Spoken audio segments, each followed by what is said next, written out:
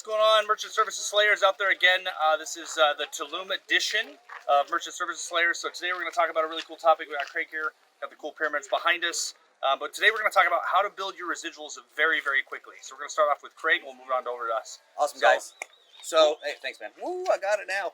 Hey, guys, yeah, what I want to talk about is a couple different topics. First off, I'm going to talk about selling on more than just price, and also staying consistent and setting goals instead of just kind of floating around. And I'll tell you what that means here in a second. But you want to sell more on just price. Well, what do I mean about that?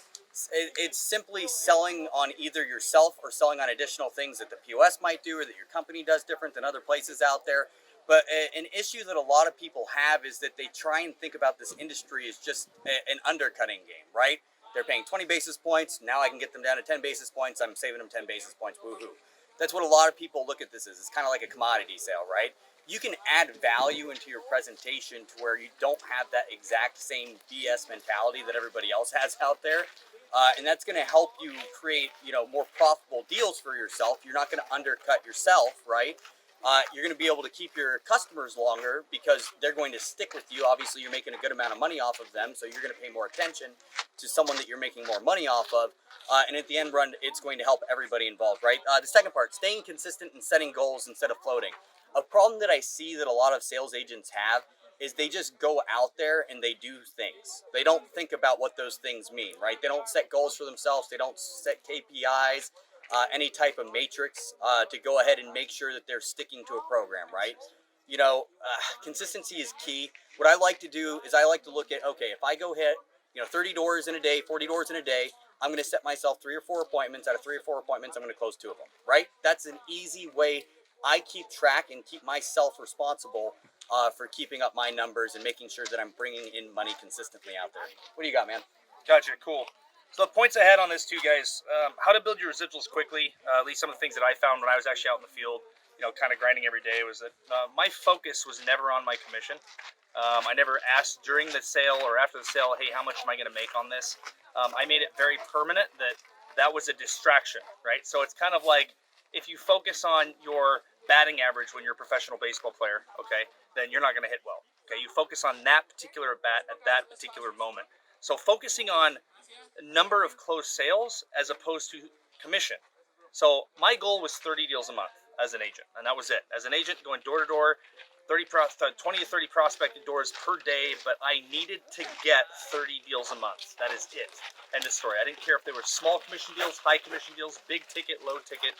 At the end of the day, the most important thing was that I needed to hit that goal. Okay, the commission ended up following. All right, so it's important to understand that. So set yourself a goal. If you're at 10 deals a month, okay, get to 15. You work your ass off for 6 months, you get to 15, great. Now your next goal is 20.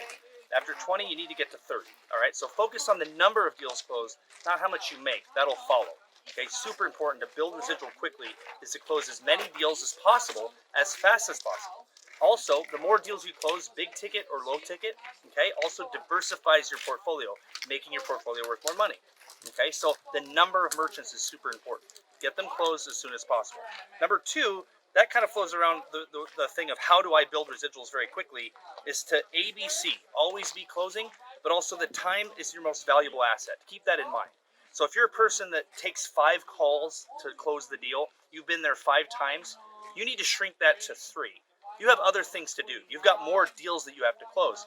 And that communication with your merchant is super important. You need to say, listen, I don't really want to drive over here 5 or 6 times to close this. I'll drive over 5 or 6 times if you have an issue with the POS or the system or the service. But we need to do this today because of the money that we're actually saving. Okay, so try and shrink that 5 call close down to a 3, which means that you'll save more time for installs, you'll save more time for prospecting, you'll save more time for what you do as a salesman. You're not a marketer. As a salesman, you're a closer. You're not driving around giving out information, starting relationships to give information.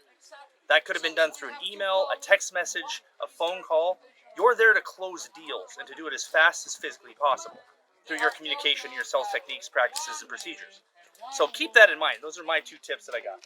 So other than that, guys, thanks for tuning in to Merchant Services Slayers. We'll be coming at you again for a few more other locations, a little bit of a South America tour. Other than that, welcome to Tulum, guys. Let's rock and roll, kick some ass, make some money, and have some fun. ABC. Always be closing, guys. Have a good one. See you on the sales board, guys.